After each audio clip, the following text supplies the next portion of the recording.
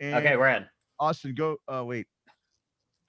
God, Austin, yeah, go. where we? Austin, here, go ahead. Okay, yeah, sorry about that, guys. Technical difficulties.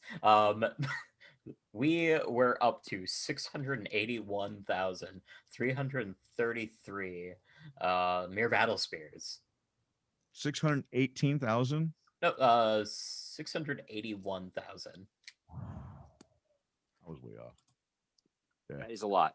But yeah, no, I think, in retrospect, maybe I would just want the Lotus. Really? I mean, you might have your hand in 20% of the market right there in Mirror Battlesphere, though. Probably more than that, actually, right? Jeez, Yeah, that's a lot of cards. Now we just wait for them to print that 5-color mirror legend. Hopefully. You're waiting. Meanwhile, I'm buying lightning bolts over here. I'm buying Summer Magic Lands. Don't mind me. Don't mind me. Hey, why is he buying all those mana crypts over there? Don't mind. I'm actually going to buy all of the Tormund's crypts. That way, so when Taveri's trigger really goes off, I am going to be a rich man. Wait. You're buying a combo piece for a card that could be potentially be banned, but realistically though, you whiff so many times with this thing, and then you mulch down to one card and you scoop anyway. And realistically, any zero casting cost thing would work. I know, Ornithopter, anything. Yeah, I get it. No, don't buy out the bone saws, guys. What do you mean? Saw. I'm trying to get some. I got cubes I'm building, decks I'm building. Bonesaw is a good card, man. Let's move over to movers and shakers. Austin, there's one for you. Movers and shakers. All right. Number 3 is Bonesaw. No. Number 3. Bonesaw. They're on to us.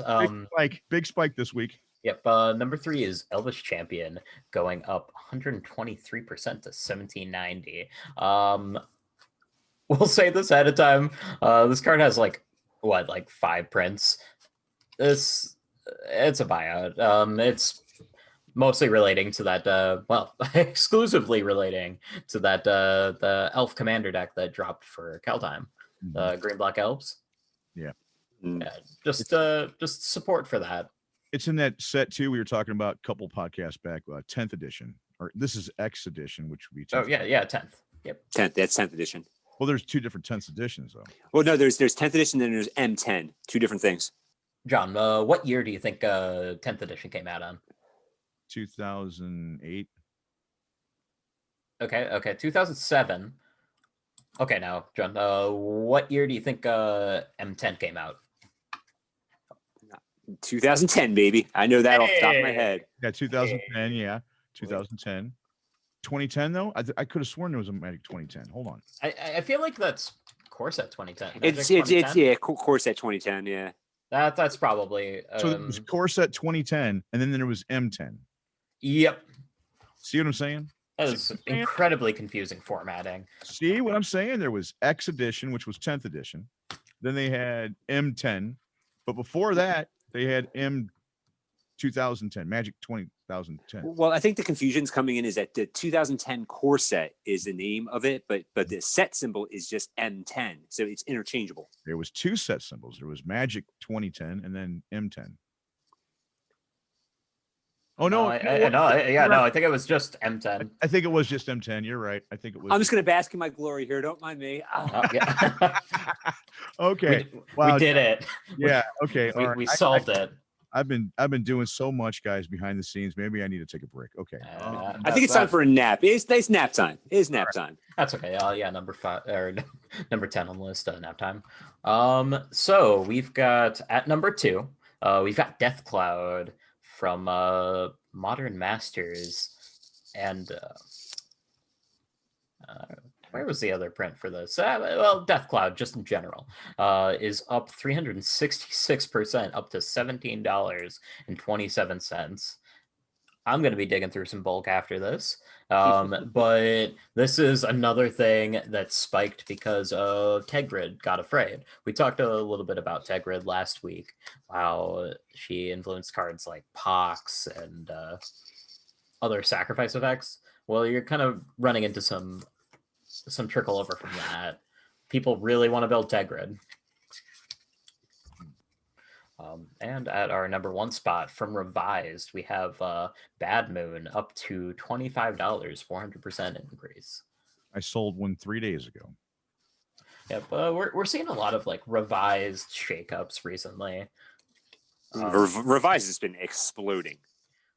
Yeah, like duels especially have been pretty crazy these past few weeks. So my Underground C has appreciated 100% in 3 months. Yeah, I've been following that, man. You're not lying. You're not lying. It's. I talked to my friend the other day about it. It's the prices of these reserve list cards, man. Yeah. You can buy a near mint copy right now. Card Kingdom, $1,300. Wow. Worth every penny. Wow. Wow. I got my eye on their tropical island here. I'm not gonna lie. That's a steal. It's only $1,100. Peddler, you got number 11, Kaldheim's official trailer. Oh yeah, we're already at 11. Man, this is flying by. I'm telling you guys keep me all nice and cozy here. I'm all happy. I don't even know what time it is. So, all right, Kaldheim official cinematic trailer has been released on YouTube. It's actually a pretty short. It's a teaser trailer, so it's short. It's a minute or so. And let me tell you, if you haven't seen it, it's action packed. What do you guys think? I love it. Have you seen it? Yeah, I didn't notice it first because I rewatched it like 3 or 4 times. Tybalt, as he's going through the portal, he blows her a kiss. You know, I thought that was a neat touch. You know, the artwork on Tybalt over the years. I mean, whoever's doing the artwork is just amazing, man. You know, maybe it was just different artists for that trailer too. You know, I don't know. I'm not gonna lie. The showcase of Tybalt, it kind of makes me laugh. It looks like he forgot that or is it the showcase? I think it is. It looks like he left the house and forgot that he left the oven on or something. He's like, oh my god. Yeah. That's the one you're talking about, the showcase one with the side, the borders or Viking or whatever. Yeah. It looks like he left the house and forgot something. He's like, I didn't feed the cat. I gotta go back. Yeah. Every time I see it, it's on his emblem too. By the way, it's that same like, oh my god. It just cracks me up. Yeah, I could see an alternative artwork coming on this. Somebody do one of those, commission cards where they do that. You know, oh my god. I could see it being a meme. I can't believe it's not a meme yet. Yeah, Bernie's all over the place with memes. I love Bernie. Those memes crack me up. Have you seen the Bernie where they put him in like video games? It's like Resident Evil 7, and he's like busting through a wall and chasing you. That's some of the funniest stuff you can watch. That is great. I was in the alters group the other day, and somebody altered that Bernie meme onto the full art Brave the Elements, and it's just what we live for, man. Maybe somebody should take that Karn, the blue put a meme in or something with Bernie. That would be great because there was a bunch of Karn memes, and then now meme. Okay, let's move along here. Magic the Gathering official.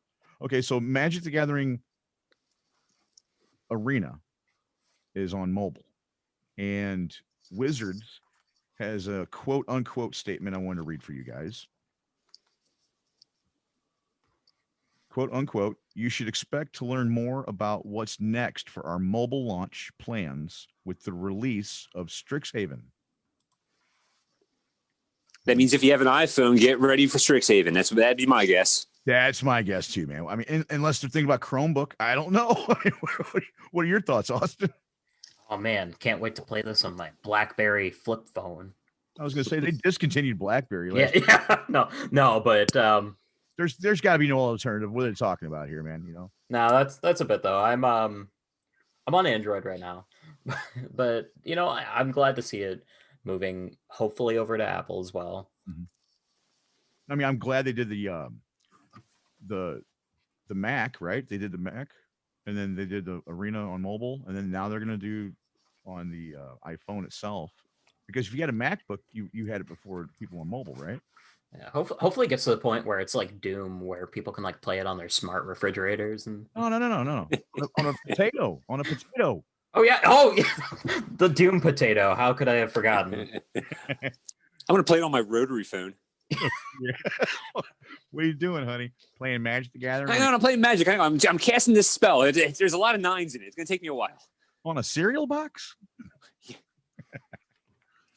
Okay. And speaking of Magic the Gathering Arena, let me give them some Magic the Gathering Arena updates while we're on the same subject. Okay, Magic the Gathering Arena updates. We've got, let me look at the date, 2/6.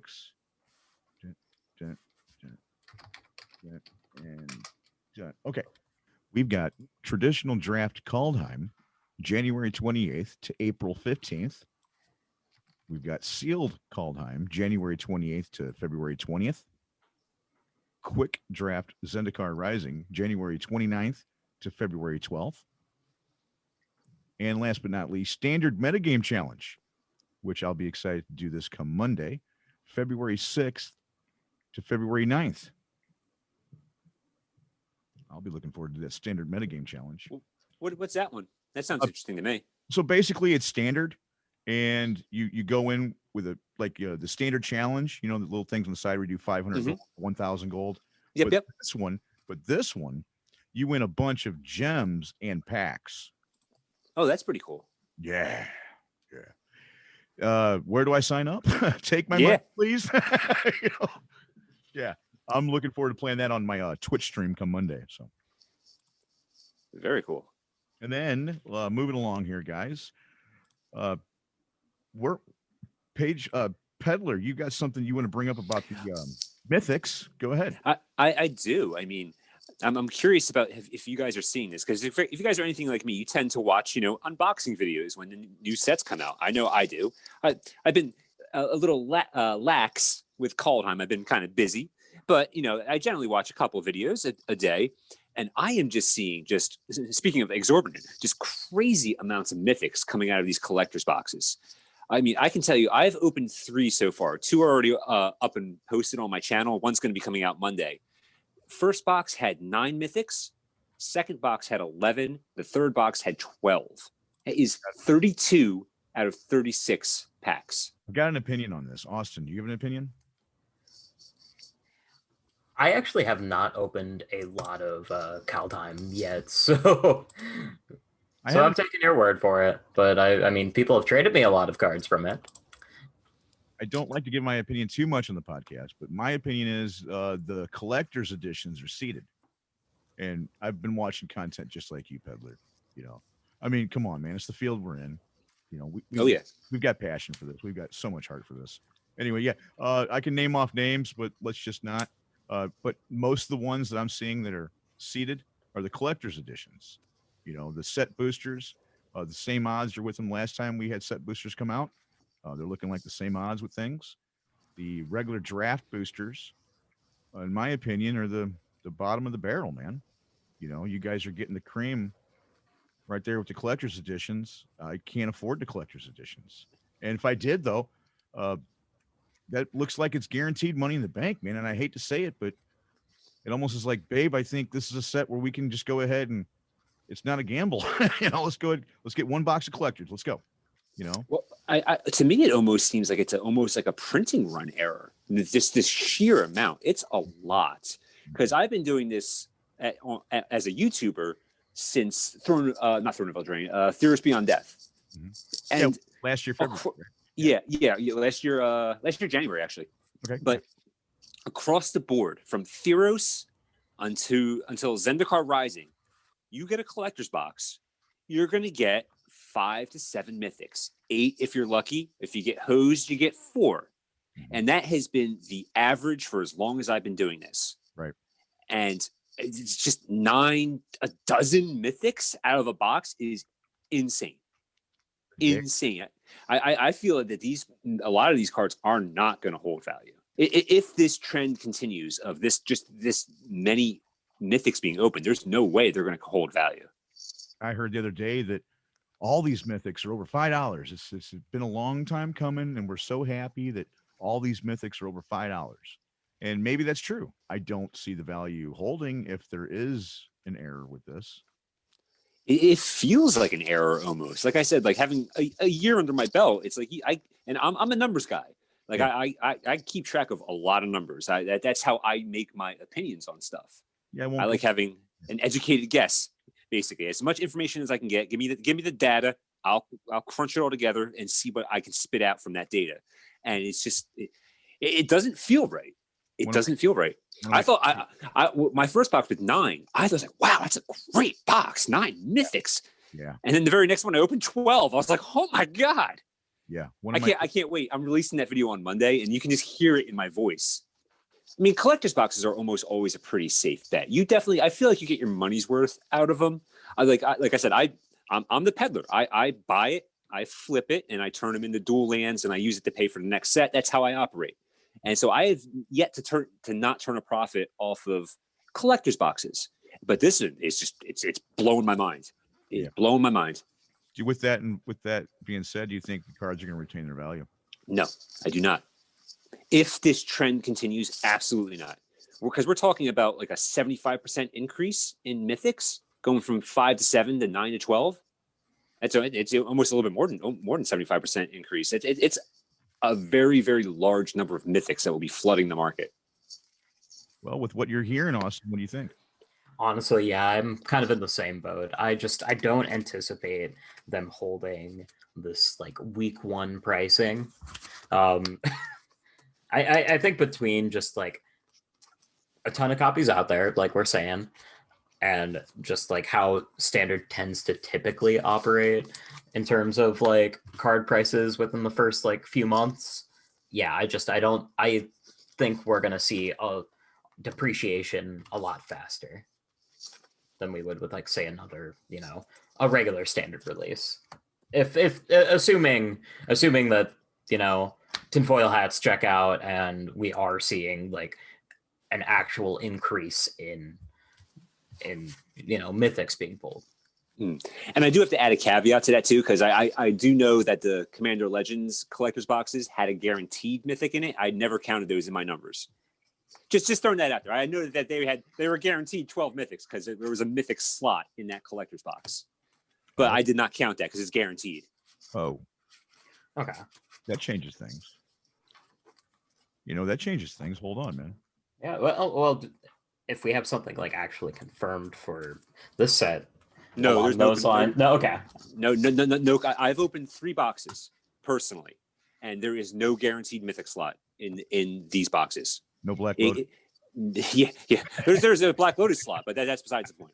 Speaking of tin hats, though, we are going to go over to Beginner's Corner, and before I go over to Beginner's Corner, I want to mention that on next week's podcast, the Cryptic Commander, we are going to announce the winner of the Cryptic Commander playmat.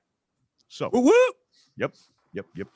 We're super stoked about that, and that's going to be announced on next week's podcast. Moving on over to Beginner's Corner this week. Let our listeners get prepared, for their hats. All right, you got your hats on? Okay, we're going to talk about 2 things this week, guys. We're going to talk about the stack and in response. And let's start first with the stack. Austin, I'm going to hand this over to you first.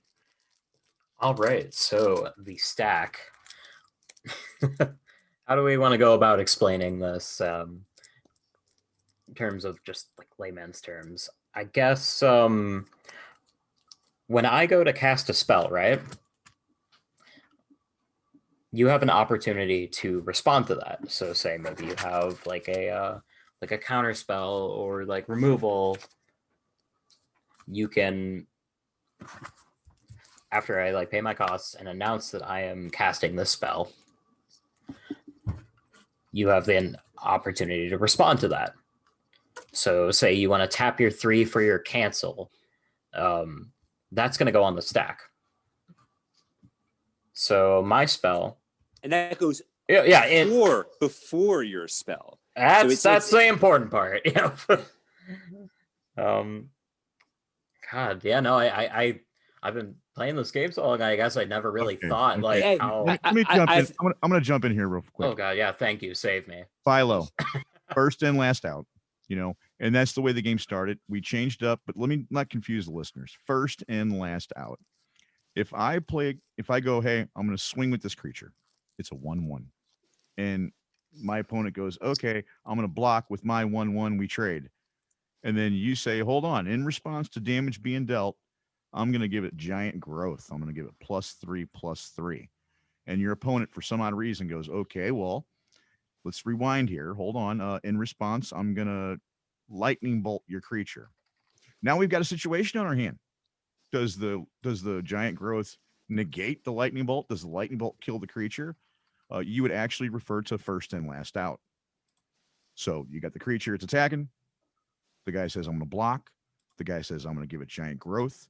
And that creature says, and that player says, I'm going to lightning bolt your creature in response. What's the last thing that was played? Lightning bolt.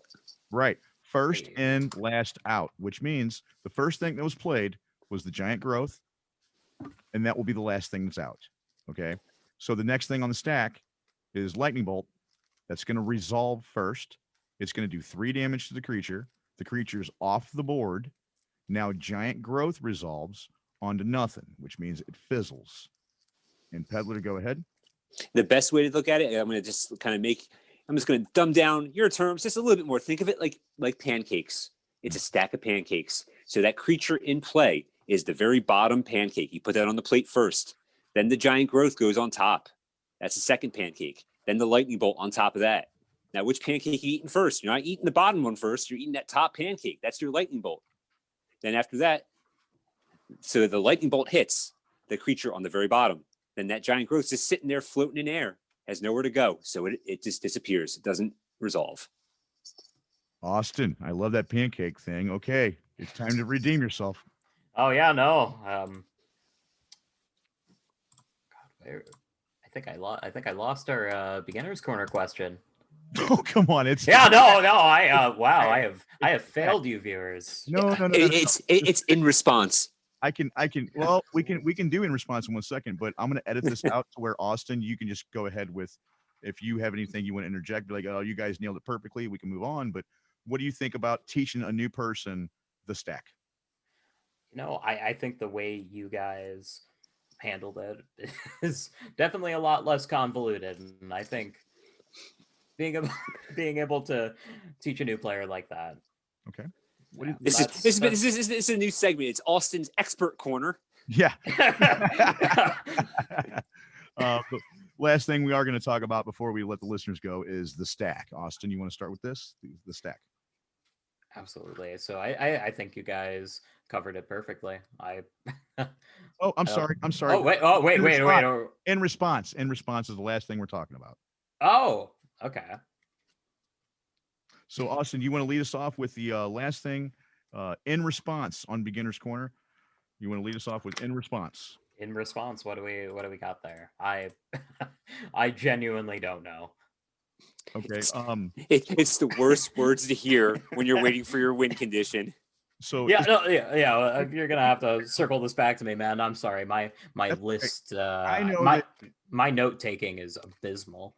I know that when I'm a new player, I'm a beginning player, and I'm learning. Okay, in response, I'll do this. In response, I'll do that. What would you say to a new player to help them cope and understand? It took me 9 months, I think, to understand in response. Yeah, so basically, like I was kind of saying before, when you go to cast a spell, your opponent has an opportunity to respond to that spell on the stack. Kind of like we were talking about before. That's the gist of in response there. Are we talking about like how to cope with that as a new player, or adapting to that? Or? Yeah, adapting to it as a new player, how to cope with it, learning it. What does it really mean in response? Okay. So I think the best way to kind of adapt to that, at least how I started, getting into that, was I started playing a lot of control decks myself, counter spells, removal. And then I think that kind of helped me get introduced to like not only like how the stack works, but also priority and how that kind of matters. Every action in Magic is followed by a pause. You cast a creature, there's a pause, and that pause gives your opponent the ability to react to your initial spell, whatever it is. Or even like, when you go from, okay, I'm done my main phase, I'm going to enter my attack phase. That's a change in the game. there's a pause That that pause- the opponent That can pause respond to. is called priority, right? Correct. So any action in Magic, if you're changing over from, like I said, from main phase to attack, if you're casting a creature, if you're casting a spell, any action, there is a pause, and that is where you have your chance to respond. Just like in conversation, it's like I'm talking to you. I finished my sentence. That's my creature hit in the battlefield. Guess what? It's your turn to talk now. You got nothing to say? You're dead. I'm fumbling on that tonight. I'll tell you what. But no, just going along, piggyback off what you said. In response, I remember playing with an elf deck a long time ago, and we were playing every man for themselves. And I had Timberwatch on the battlefield. If you're not familiar, I believe it was a 1/2, pay 1 green, 2 other, and it's an elf that has just simply tap, target creature gets +X until the end of the turn for how many elves are in play.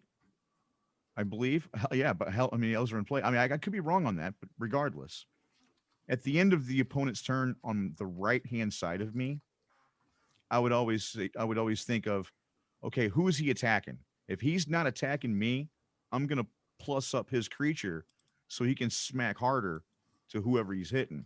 But if he's attacking me, I'm gonna plus up the creature that I'll defend with. So that guy would never really attack me. He would attack somebody else. And I'd be like, yeah, man, in response, I'm going to give it +10. That's one thing too, is in Magic, you want to, take your time and not make a play mistake. And in response, to this day, some people get it confused with, is it instant speed? Is it sorcery speed? Well, the answer is it's instant speed. It's an ability. What do you think, Austin? How would you explain it? I think like I said, man, I think you guys definitely are a lot more qualified in that department. I tend to over-explain. So, I think you two covered it perfectly. All right, guys. So, yeah, we're really happy with the way the progress is going behind the scenes. We are noticing a lot of the love out there with the play mats you're displaying proudly that you're getting. If you haven't heard by now, we're selling one product right now. That's it. It's a playmat. It's the Cryptic Commander playmat. And we're proudly partnered with the Magic the Gathering Players Group on Facebook. They have the same vision we have as far as helping people out when it comes to Magic the Gathering. It's best with a communal experience, and a big part of that's when it's stemmed from knowledge. Getting assistance where needed makes it a far more enjoyable game. Follow us on Twitter at John Nose. Follow us on Facebook, Magic the Gathering Players Group. Follow us on YouTube, The Cryptic Commander. And now, not only this podcast, The Cryptic Commander, but follow us on Twitch with one word, The Cryptic Commander. Until next time, keep spell slinging.